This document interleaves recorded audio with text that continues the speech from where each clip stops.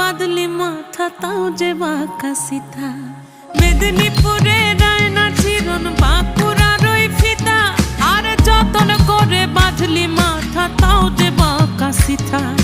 পেছ পাড়িয়া রাজগো